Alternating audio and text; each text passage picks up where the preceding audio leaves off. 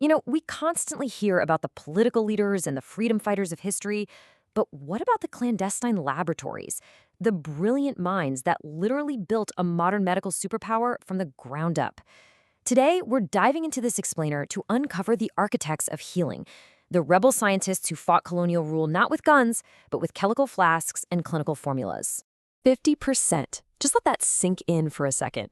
Today, India is known globally as the pharmacy of the world, single-handedly producing over half of the entire globe's vaccines.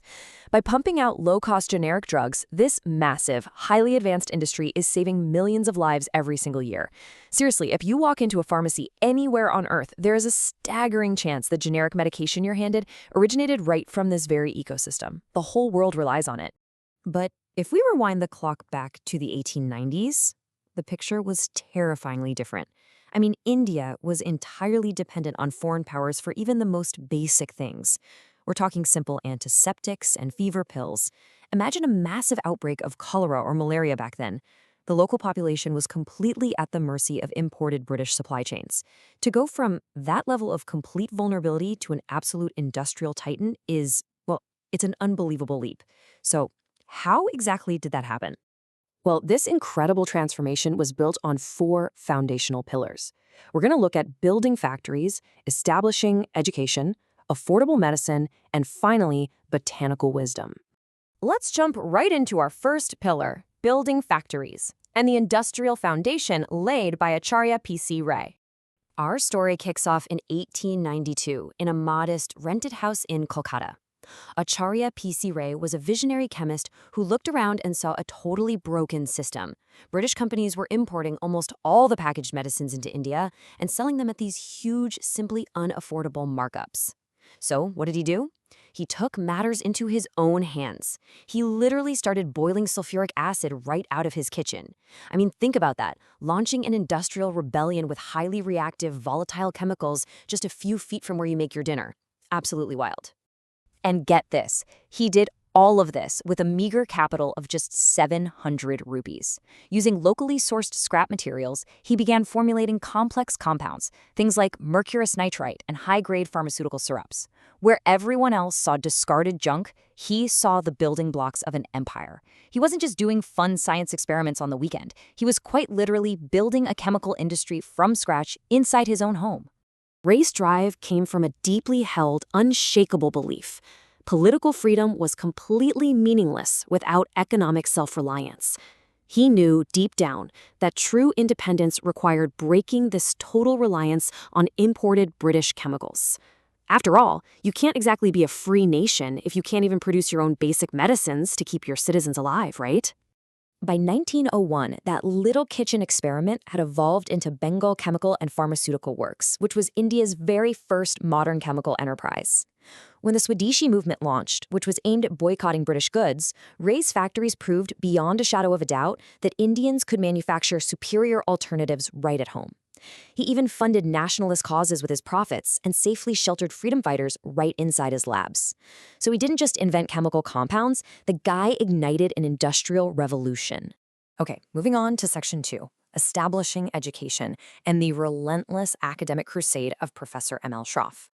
So here's the catch. Having factories simply wasn't enough on its own. At this time, medicine sellers in India were mostly just untrained compounders mixing tinctures purely by guesswork.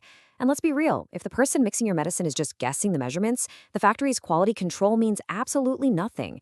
There were no standardized degrees. Enter Professor Mahadeva Lal Schroff. He was an MIT and Cornell educated scientist who left all the prestige of America behind, returning to India driven by a massive nationalistic mission. Today, he's revered as the father of pharmacy education in India. Schroff's mission was to transform dispensing from just a tradesman's craft into a premier science, and he built this entire ecosystem step by step. In 1932, he established the very first Bachelor of Pharmacy program at Banaras Hindu University. But he didn't stop at degrees. By 1939, he founded the Indian Pharmaceutical Association. This gave local researchers a loud, unified voice that was totally free from colonial censorship. And ultimately, by 1948, he drafted the foundations of the Pharmacy Act, legally regulating the entire profession. It was just a relentless, highly methodical crusade. Which brings us to our third pillar, affordable medicine. championed by Dr. Hamied. As we approach 1935, another storm was brewing globally that required a massive champion for accessibility.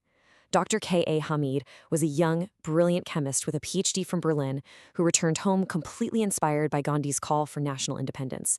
He actually traded the allure of European laboratories for a tiny rented Mumbai apartment. Using nothing but secondhand machinery, he founded a company called the Chemical, Industrial, and Pharmaceutical Laboratories. Today, the world knows that global giant simply as Cipla. Cipla's defining moment really came through the brilliant concept of reverse engineering. When World War II hit in the 1940s, global shipping routes were heavily disrupted, and those vital British supplies of critical medications, they just vanished overnight. The stakes were literally life and death. Without those shipments, thousands would die of completely treatable diseases. So, Cipla stepped up to deconstruct the formulas of essential synthetic drugs.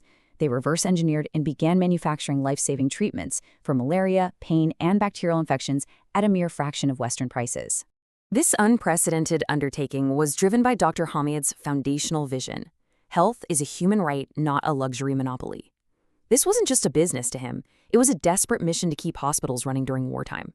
He proved that high-quality science absolutely didn't have to come with an exorbitant price tag. And it's a legacy that lived on. That exact same philosophy empowered his son to eventually break global big pharma cartels in the 2000s, producing generic HIV and AIDS medication for the developing world for under $1 a day. Finally, we arrive at Section 4, Botanical Wisdom and the Scientific Validation by Sir Nath Chopra. Now, while synthetic chemicals were obviously vital, India held an entirely untapped superpower. Thousands of years of traditional botanical wisdom. For a really long time, colonial rulers arrogantly dismissed indigenous medicine as just unscientific folklore, completely ignoring centuries of observational success. But Colonel Sir Nath Chopra, who is widely recognized today as the father of Indian pharmacology, completely flipped this paradigm on its head. Chopra didn't just accept this native knowledge as folklore, but, crucially, he didn't blindly trust it either. Instead, he brought rigorous, modern clinical trials to traditional Ayurvedic plants. His groundbreaking works scientifically validated native remedies like the sarpaganda plant. By putting these ancient herbs literally under the microscope, he proved their efficacy to the world. And this wasn't just some local success story. It led directly to world-changing discoveries in treating high blood pressure and mental disorders on a massive global scale. But Chopra's fight wasn't just confined to the laboratory. He took on the rampant influx of counterfeit and dangerously adulterated medicines being imported into India by foreign traders. Through his 1930 Drugs Enquiry Committee report, he aggressively exposed these severe dangers to public safety.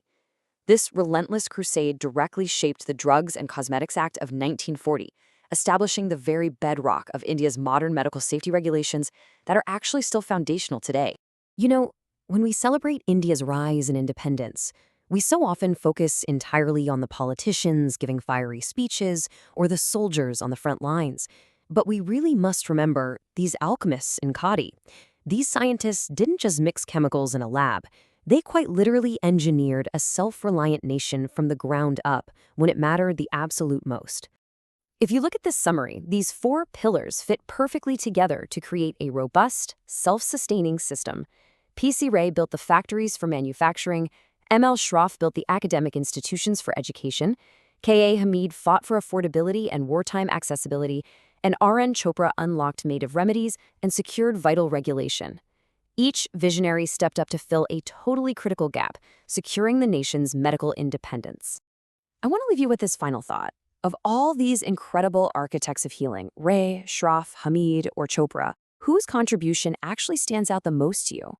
The next time you pick up a generic medication from your local pharmacy, take a second to ask yourself, how much of that accessible, life-saving pill do we owe to a few rogue chemists who decided to boil acid in their kitchens a century ago?